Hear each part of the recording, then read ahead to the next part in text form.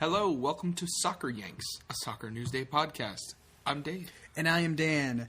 And today we are here in the bowels of my home to bring you the beautiful game from the American perspective. And, well, it's there's a lot of stuff to talk about, and we got right into the quarterfinals in the Champions League.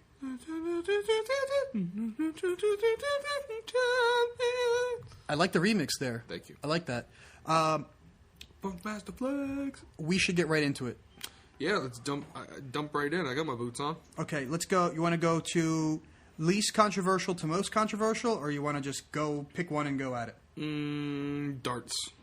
Okay, darts. Barcelona, Atletico, Madrid. Oh, Diego Costa showing off some stuff. Definitely going to be the next Romelu Falcao transfer darling of the next transfer season. But he got hurt. Yes, he did. And, more interesting, Barcelona has yet to defeat Atletico Madrid this season. Even more interesting Barcelona news, transfer locked for 2 transfers.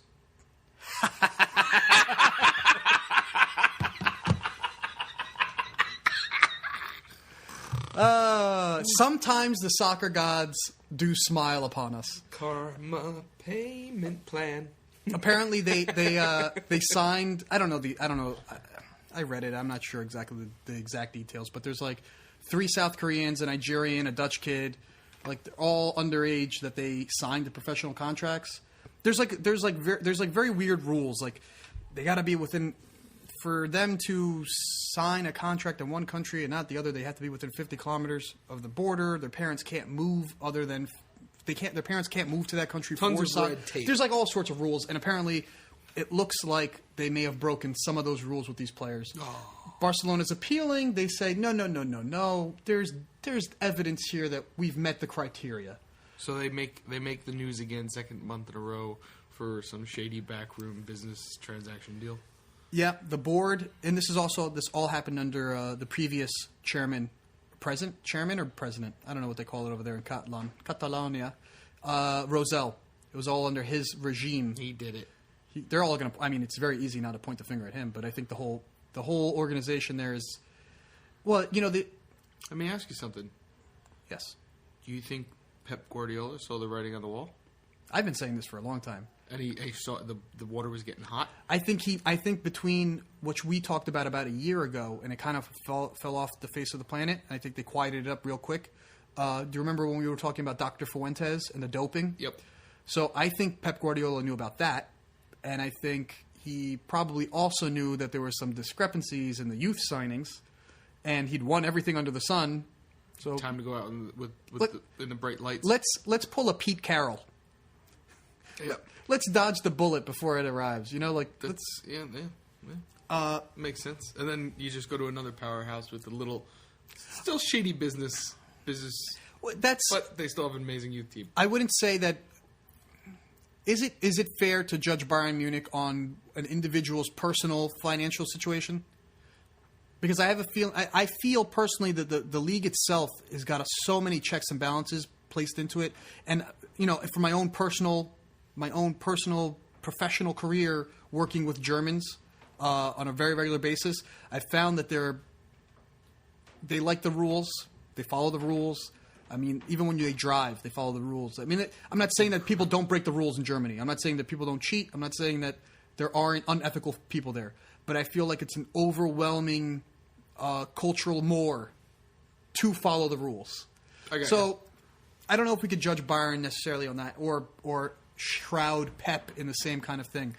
However, Barcelona is facing some trouble right here. Yeah, they kind of, and that's off the field.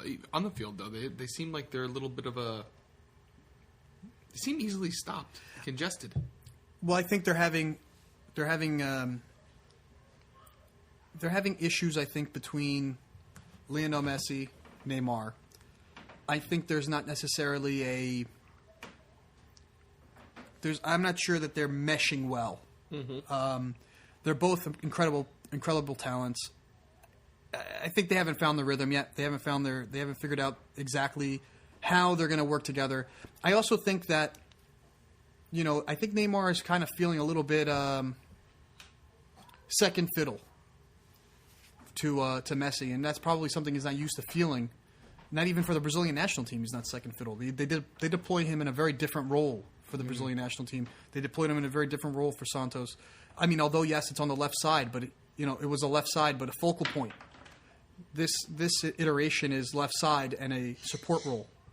Yeah, he's supplying from the left. He's not coming in from the left. And it's not that he can't do the job. I don't know. I'm not sure that their personalities are all completely clicking together right now. What is way more worrisome is Valdez out, Puyol retiring. PK's not getting any younger. PK just fractured his hip against Atletico Madrid. He's out a couple of weeks. Mascherano. Well, he's a caveman. He lives forever. Neanderthals don't feel pain. But having this, if this transfer ban holds up, they're for a whole year. I mean, I think it's 14 months. It'll cover 2 windows. Yeah, It'll cover 2 windows. It'll cover a summer window and cover a winter window. They're also not only are they missing on potential signings that they could have, they could also be missing on potential profits. I think they're allowed to sell. Oh, they are? I think they're allowed to sell. I think they're not allowed to sign anyone. Oh, they can't. So they could stay alive by offloading players, but they can't. I don't think they could bring in reinforcements. I mean, what really is crazy is that you assume that Atletico Madrid is going to make, most likely going to sell Diego Costa in the summer, cash in on his value, and reinforce. So they're going to be on the market. Real Madrid is always in the market. Now Barcelona, Real Madrid, who have essentially been having some sort of, I wouldn't call it a cold war. It's an active war, but they've been accumulating, huge arsenals. Now Barcelona's not allowed. This can have a reverberating effect for more than a season. Very interesting. Very interesting what's happening there. Stronger foothold. Well, maybe Atleti becomes now number 2 horse. Yeah. Or number 1 horse. Who knows? They might still win the league. It's still possible. Maybe there's another dark horse that comes in and chases out the other spots. Maybe Sevilla. Maybe Barca doesn't even make it into the Champions League. Oh, come on. Oh, man. Just had a wet dream. Oh, man. So, Platini would never let that happen. Second leg. He would make sure all the balls are in the right places. Oh, of course. Second leg is at Madrid. It's going to be... It's hard to play in there. They're very tough at home. Now, no Diego Costa. Do you think that makes a huge, significant, huge difference? Significant lack of attack? The way they've been playing this year, Atletico, I know he's been a focal point of their offense, but I think they have more than enough talent. There's not one man. No, of course not. I agree. He's not. He's impressive. He's very impressive. But I do not believe that he's carrying that squad. Simeone's been an amazing manager for them. Yeah, I'm sure they'll find a way to put up a fight. Let's put it that way. It's going to be a game. What's your gut tell you? I can't. I mean, all common sense and bookies are probably going Barcelona, but Atletico at home, and this year they have been outstanding at home. I think they're and this is Champions League. Anything can happen. I think it goes to penalties, and I think then you flip a coin at that point. So I think it's going to go to penalties, and I can't say who's going to advance on that. But my guess is it draws, and they go extra time. They go to full Monty, and we see where that goes from there. Let's see. Let's stay with the Spanish motif. Real Madrid trounced a tail tucked between their leg Dortmund. A half of Dortmund, let's say. A gimpy hair. Yeah, I mean, Lewandowski. Gedungen. What's his guy? What's on the left? Who's on? Kuba. Blaszczykowski. Yeah, but on the left back. Oh, I'm sorry. Schmelzer? Max Schmelzer. Hummels? Hummels was out? Yep. No, Hummels was in or out? No, he's... Subotic, out. I think Hummels was out. Maybe I think Hummels was playing. Doesn't matter. He was been injured. We've named enough guys here. There's been plenty. I guess Real Madrid really, they sharpened their teeth. they were very happy to let Dortmund know. Isco and Modric are unbelievable. Let me tell you, Modric, from last season being named the worst or second worst signing of La Liga to what he's been doing with Real Madrid this season, Is it just pushed out last year? Is it an issue of Mourinho not using him correctly, or he needed a season to adapt? I don't think he was being used correctly. Whenever he was being used, last year. Ozil was in front of him. Mourinho was back, almost like a double next to Alonso or right behind him. Mourinho was on the pitch. Modric. I'm sorry, Modric, not Mourinho. Modric was right next to Alonso. So it was not exactly where he wants to be. Yeah, he wants to be in the box attacking. I didn't. Do you think Dortmund has any chance on the return here? No. I know they're going. No. Not with that many injuries. Not with that team. If they're just not, they're limping, right? Yeah. They just want to make it. They just want to make it home. Try to get something happening in the league. At this point, I think they're just in Europe. I think they're. It's going to be hard. I think 3-0 is going to be hard to overcome, even at home. Yeah. That being said, you tell me which match. There's two more matches. You tell me which one you want to talk about. What's the first? What you know? What UMC this UCL stuff. Sorry? UMC this. You pick the next one. Oh, I can't see your question. Oh, okay. Let's go. Let's see. Can you dare to, Zlatan? PSG. They made me so giddy and warm. They beat Chelsea 3-1. That was crazy. It was nice. I was having a fun time. It was nice. I've said this before on other podcasts. I do not support English clubs when they're in Europe, just because they're in the league that my team is in. I like to see them lose always. Yeah, I don't ever support them. I'm never going to cheer for John Terry. I will never support Chelsea. Ever. Liverpool, Manchester United, Manchester City. I don't care if they're in the final and they're playing Satan's 11. Yeah. So it was nice for me. Zlatan was a little quiet. He was trying to be a supporter. He wasn't. I don't think he was going for the throat. But he got. He came out injured, which this maybe can have some effect. Although I would say PSG is one team that could survive without Zlatan because they have so much firepower. Yeah, would you see who came in, the way he played? Well, I mean, Lucas was playing out of his mind when he got on. You know who? There's another reason why Lucas. I mean, Lucas is a great player, but the entire Brazilian coaching staff was in attendance. Oh yeah, Scolari, Pereira, and one other guy. They were both there watching. So he's trying to get a spot. He's not on the squad right now. He's trying to get a spot on the squad. But what about that last goal? The real nail in the coffin from Pastore. That was silky. That was incredible. And I also found that Cavani played significantly better after Zlatan was out. Because so they brought in Lucas to play on the right, and then Cavani moved to the top by himself as a lone striker. Yes, they wasn't playing next to each other, or he wasn't actually, or he wasn't shoved out to the side. That's where he likes to be, and I think that because of that reason, good in Lazio, right? No, Napoli. Blue jerseys. I know. I was about to say military jerseys. Yeah, Napoli has that one. And I think for that reason alone, I think they're a team that, at least for the quarterfinals, they can do without Zlatan. And I think they can go to Stamford Bridge.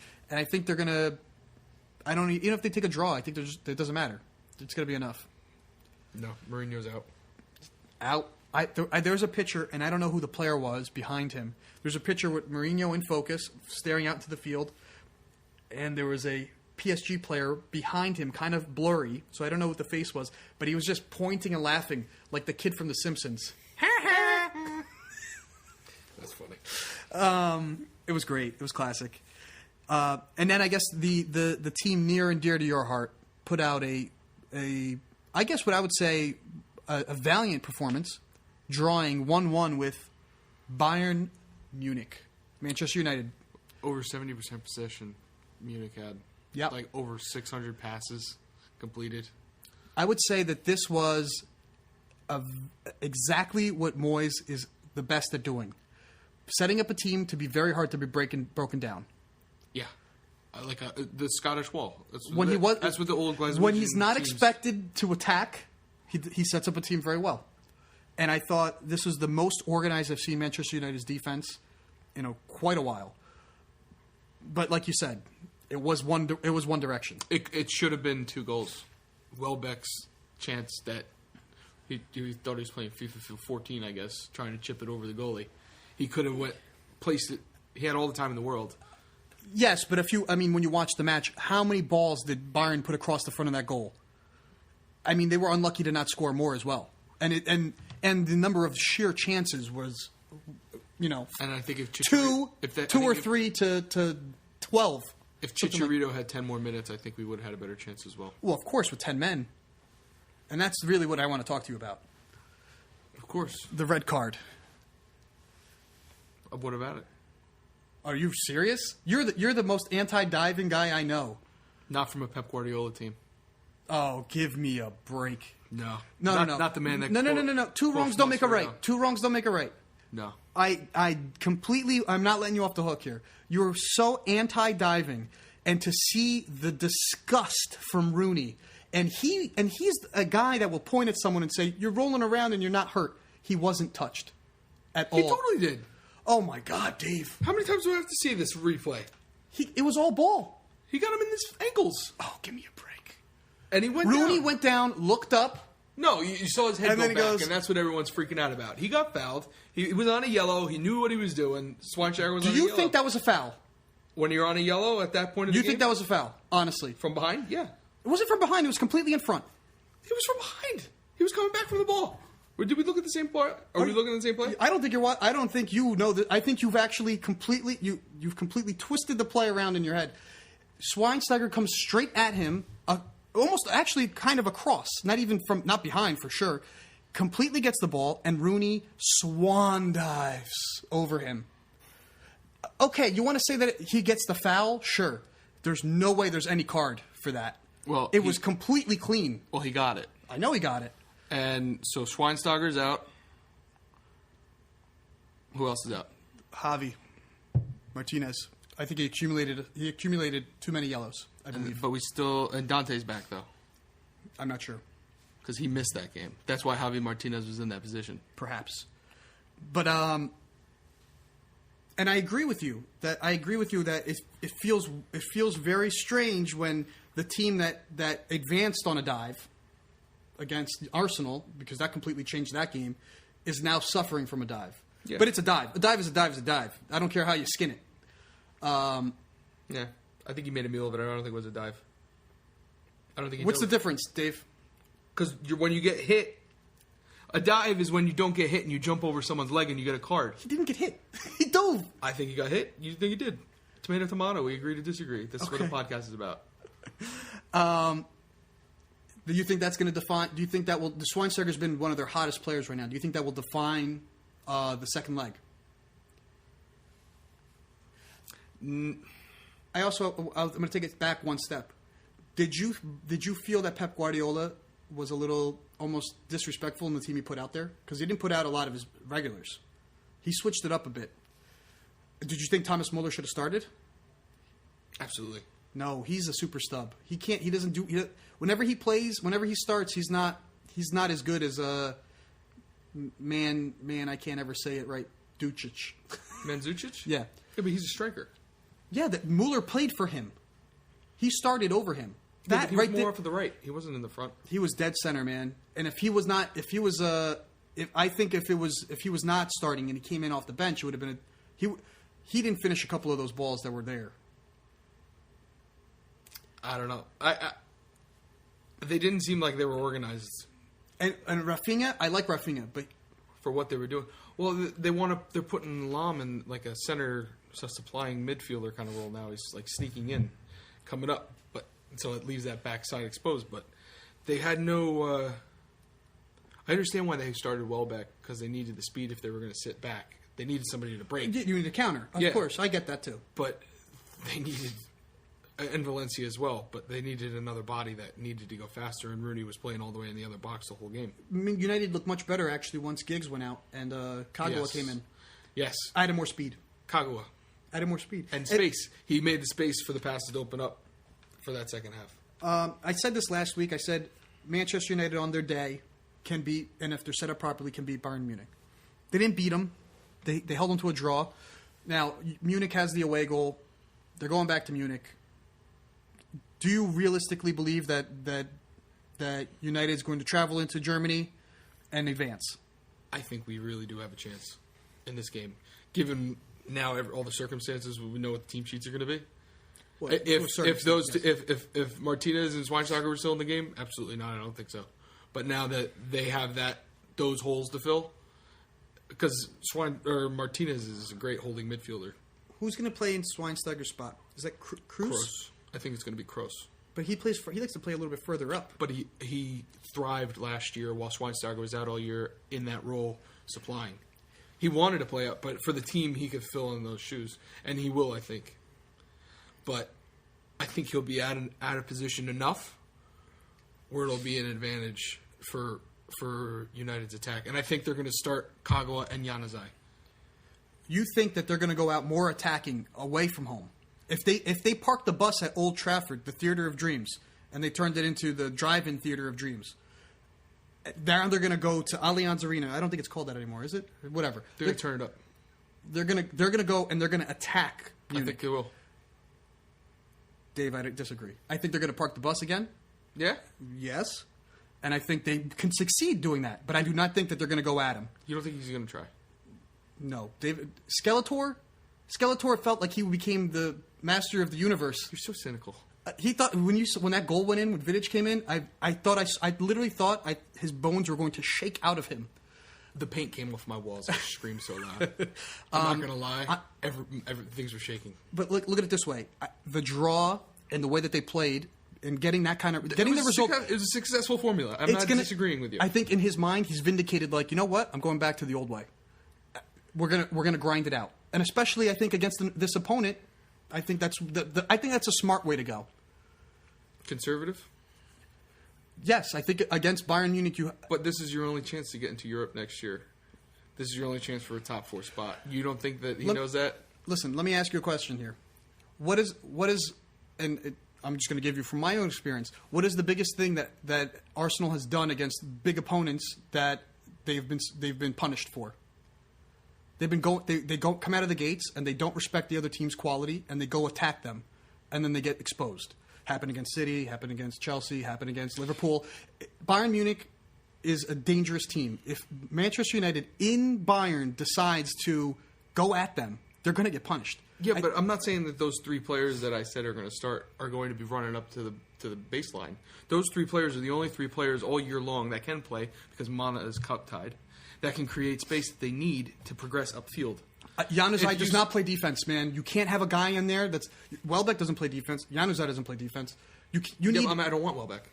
I'm sorry. I thought you said Welbeck, Januzaj... No. Kagawa, Januzaj, and Rooney up front. But you're going to take away your best defensive effort. Rooney, Kagawa going back and forth.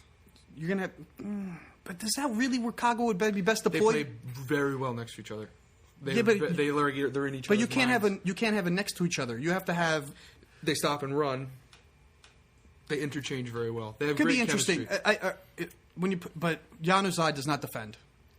And if you have usually Welbeck didn't defend the whole game. You could have but you can have one, right? You can have one. Usually your furthermost top guy. So it's either going to be Kagawa that's most up or Januzaj. If anyone is going to be starting a counter against that defense, it's going to be Januzaj because he's the only one with the legs for it. Yeah, but he's also going to be he's probably going to be the side where they score a goal on, because he's not going to be doing what he's supposed to be doing. No, you just said it yourself. You can have one person free. He's your free person. But what you're really telling me then is Kagawa is going to be a midfielder and Januzaj is going to be a striker. Because you can't have... Yeah, that's what I'm saying. Rooney and Kagawa are supplying...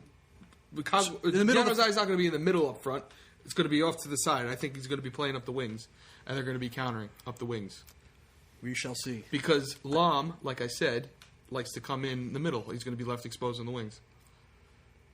Perhaps. Check it out. Check it out. We'll have to check it out. DVR it. I do not believe Manchester United is going to advance. I think Bayern Munich's going to advance. I don't think. Yeah, but I don't think it's going to. I think United's going to come out defensively. I think they're going to put up another good effort because, like you said, everything's on the line.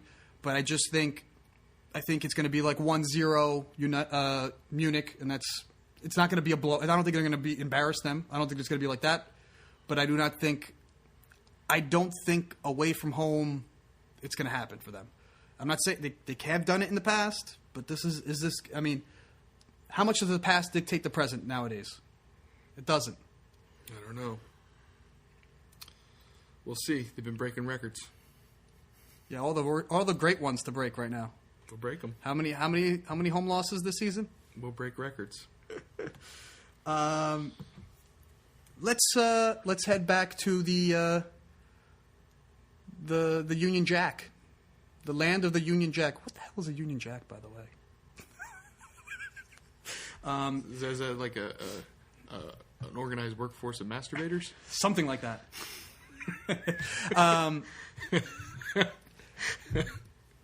So Liverpool is leader of the pack.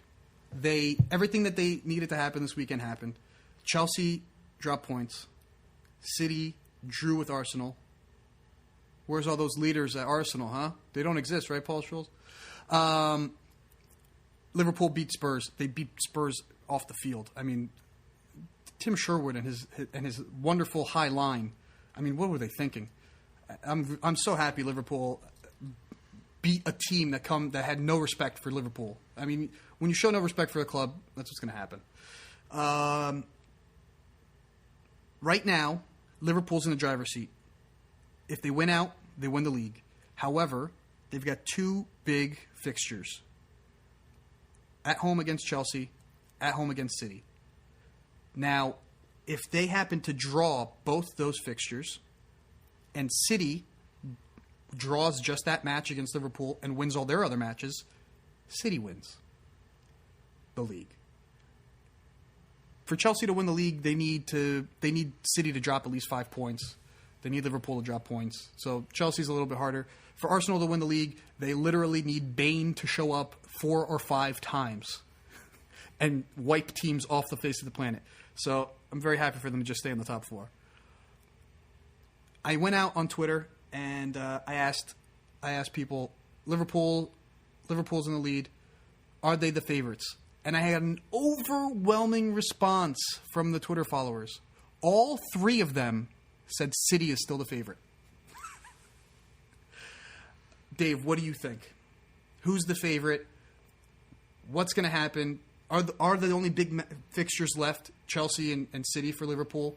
No, Liverpool's in 5th gear right now. They're not downshifting. They're going all the way, I think. They're playing out of their mind. They're young. They're confident. They're not going to... barring a ridiculous injury to somebody, and even that... I mean, look at Luis Suarez. He missed the first how many games? 5. And he's going to break the record. He's unbelievable. This year, at least. And Sterling... He was unbelievable last year, too. Yeah. I mean, he just had... and you know what? That goes to show you, nobody's really giving him any crap this year.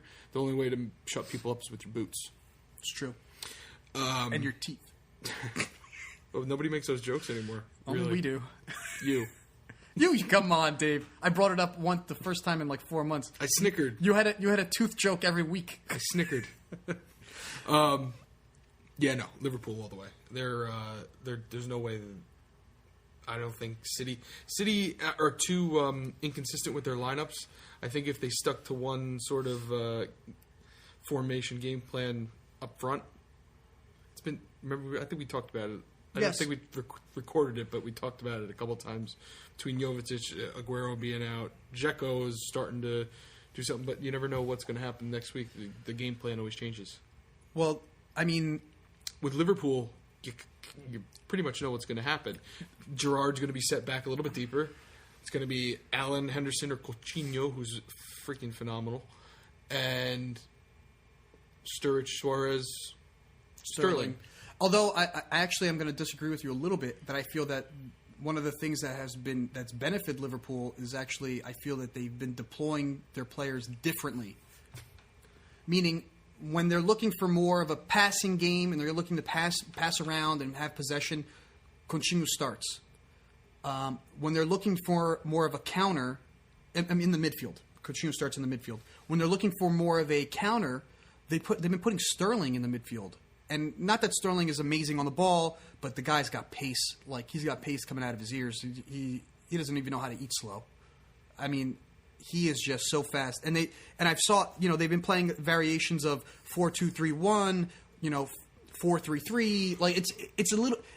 Brendan Rodgers has been setting up his teams based on his opponents, more so than I've seen any other manager. Now, being a chameleon is kind of I think it seems to be like the new management style versus the old ways where it was like, be a rock and don't let anyone break you.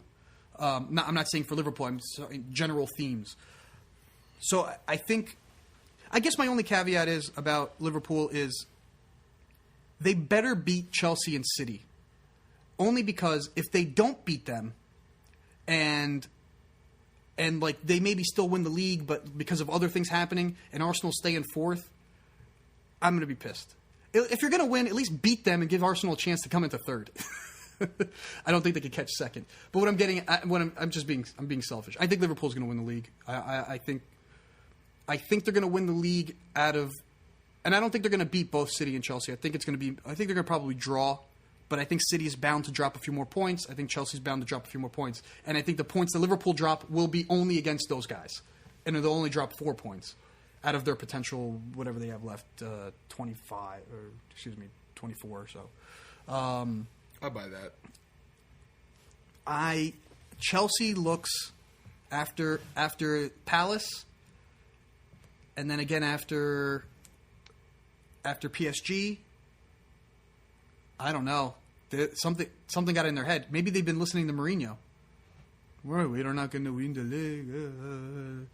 We're not very good. You think he's going to blow up the team this offseason? You think they're kind of getting the idea that maybe half of them aren't going to be there? I think Ramirez knows he's out. Ramirez, something happened to him over the last month and a half. Not the same Ramirez.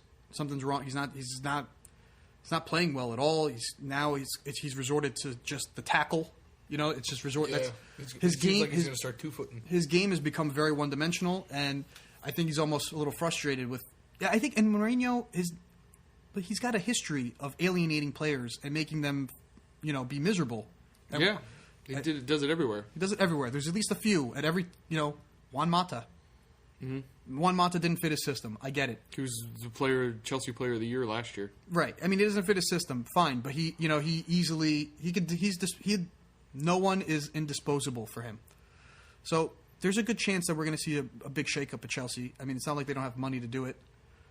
I think we're going to be seeing a major striker. Cavani, Diego Costa, Falcone. One of those guys is going to Chelsea because that is their biggest flaw. It's the most glaring flaw. They're defensively, they're stout. They got just massive towers of brutality across the back. Even in their center defensive spots, Matic is just another. How old's Terry? Pillar. Who besides Cahill? Terry only has piss and vinegar inside of him. He's fine. He'll play till he's 45. No, he's an older guy. And then Cahill, but who's the other? Who else do you have as a backup if he goes down? Why can't I remember who else plays there? David Luiz. With Mourinho though, he hasn't been playing on the back as much. He's been that libero. The last couple of matches, but he's been playing in the back primarily this season. The last couple of matches, he's explored because Ramirez has not been doing what he wants. He's explored Luiz further up the pitch. So as well. How do you say his name? Yeah, that's it. He's actually been pretty fantastic this year as well. I agree. So I mean, we're gonna keep tabs on the top four. It's gonna be tight. It's pretty much that, but it's just a shuffle. I think that's what it's down. There may be some shuffling. Honestly, I think the shuffling is not going to be. I think the shuffling is going to be between Liverpool and City mostly. I think Chelsea is going to end up in third, and I think Arsenal is going to end up in fourth. Everyone's saying that they're going to. They're going to lose their spot out to Everton. Let's see after. Let's talk next week. If we lose to Everton and we're even on points, then then we could talk about Everton taking the 4th spot. Till that happens, let's see. Now... Oh, you also have to see if Ramsey's knees last more than 20 minutes. That's my over-under. 20 minutes? I think he's going to get injured again. Why do you think that? Because the same reason why everyone else is injured. He's going to push himself too hard because there isn't enough people. I'm not even discussing this anymore. Danger Zone. Welcome to the Danger Zone. Cardiff, Sunderland, Fulham, all right now in the bottom 3. On the brim, on the fringe, about to maybe fall in. There's a lot of games in hand, so it's a little funky to figure out exactly. But West Brom and Palace are both on the fringe. Now, when you look, you see these names: Cardiff, Sunderland, Fulham, West Brom, Palace. These guys, a lot of these guys are still playing the top 4 in these last couple weeks. They got a lot of guillotines to get through. I mean, that could go 2 ways, right? They can either be completely stomped into the ground, or they can spoil somebody's season because it's that important to play for. Because it's that important. I think they're playing for paychecks. That's the difference. They're playing for their job. People at the top are getting paid either way. They're getting paid to keep their jobs or to keep those nice TV contract money coming in for the team, so they can keep getting paid. They got more in their belly. We're going to keep close tabs on this too, because I think I don't think that's set yet. There's still too much play. I have a feeling West Brom is just something happened to them. I think they're just they got like they're playing with an anchor on them. They just keep sinking. That's what I think. Palace though shows like glimpses of just flash. Yep, it's the Tony Pulis. Do you want Shamaka back? No, I just want his haircut. That's all I want. I wonder what does he do? What does he put in there? Is it a lacquer? What's he doing in there? Is it a lacquer, do you think? It's an epoxy. As in the last couple of weeks, we've asked some of our Twitter followers for some questions. And one of the questions actually was kind of answered by us earlier. Our friends at ATP Radio. Loose friends. Loose friends. I don't know. I don't know them that way, Dave. They asked us 2 questions. Oh, you weren't following their other accounts? No. Oh. They asked us 2 questions. I'll say the second question first because we answered it. Does Man U realistically, Dave, have a shot at advancing in the Champions League? And we answered that, and I think so. Yeah, there's a chance. Yes, realistic chance. Yeah, even in Munich, I think now because if you saw that interview after when Pep said, look at me when I talk to you. He's rattled. I think he might do something crazy. He might open up the center circle and everything will just drop out or something. I don't know. Listen, there's some high tech stuff going on in that arena. Better be careful. Don't put it past the Germans. You'd be surprised what he could do. The first question was, does Wando get a trip to Brazil? Now, this is in reference to the United States playing Mexico last night in a thrilling 2-2 draw. Or, in what I'd rather say, in the United States shitting the bed in the second half. They went into the half up 2-0. Then Mexico came out, changed around their strikers, started playing a little bit wider, and all of a sudden, the U.S. men's national team that was playing very narrow didn't know what to do, and it became a one-way affair the other direction. So that's all you got to do is spread them out. Well, in that case. But Wondolowski had an amazing poacher's goal in the first half. Would you call it a poacher's goal? I don't know what you call it. It was a cross came in. Bradley put a incredible header to keep the cross going across the face of the goal. And Wondolowski the man knows where to be. He knows where to be. There's something about positioning and movement and mobility that you can't teach. Some guys don't know where to be. I mean, you see it. Do I think that Wondolowski deserves a shot to be on this U.S. men's national team that goes to Brazil? I think he brings a different element. I think he is different. I think Eddie Johnson and Josie Altidore are too similar. I think you bring one of them. And they just go and hit. They just go and hit the ball. They're good at hold-up play. They're big and strong. Eddie Johnson's very good in the air. Altidore's pretty good in the air. But I just think they're very similar players. I think when you play a team like Germany or Portugal, you're going to need your striker to be also contributing on the defense. I don't think hold-up play is going to be very important in those kind of games. I just don't. Let me change that. That might be an overestimation. I just feel that their defensive qualities are not as good as Wando's. I think Wando will be able to add something, tracking back, being involved, and he's a change of pace. He's something different. What's the point of bringing all the same, like for like? If it's not working with one, why is it going to work with the other? That's just how I feel. Yeah. There's no other strikers. It's the same thing I was asking about Clint Dempsey and who else? Well, you could bring Aaron Johansson. What's that other guy with the B? Yeah, exactly. Forget his name. Beckerman? No. Striker wise, what? Why is it? I don't know why he doesn't get a chance. He never gets a chance, so he's not even getting a look. So I think Wando should get a shot. I think he's earned it at this point, especially his performance in the Gold Cup and his last couple performances in friendlies. Yeah, and in MLS in general, he's domestically the best. I think that should be part of it too. There should be a consideration there. Yeah. Another question we got was from KB Jelly, Soccer Yank contributor as well, listener to the podcast. Sorry about Chelsea. And he asks, does EJ getting concaved? Not really. Hurt his chances of making the team after Wando's goal. And by being concaved, he means getting screwed by refs in North American tournaments, which happens to the United States quite often domestically when they play in the Champions League, the CONCACAF Champions League. He had a goal ruled out he was onside, and they ruled it offside, and it was a blast. It was a beautiful goal. Does that hurt his chances of making the team? No, because I think he was already the front runner over Wando, so I don't think that hurts him. I think what really hurts him is that Wando put in a pretty decent performance again. I think Eddie Johnson was okay. I think he's a little bit of stone feet, in my opinion.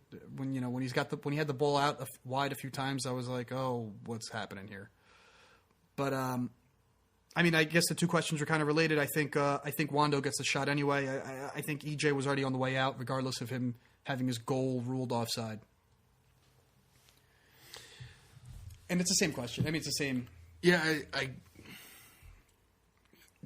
when it comes to the U.S. national team's attack, there's only a handful of people you could really talk about, right? Yeah. And maybe it's 4 or 5 right now. It's definitely going to be 4 in 4 years when Donovan's not around. Donovan, who knows Dempsey. This is probably their last rodeo. Yeah, who knows who else comes up? But it's crazy because you hear we have the most athletes.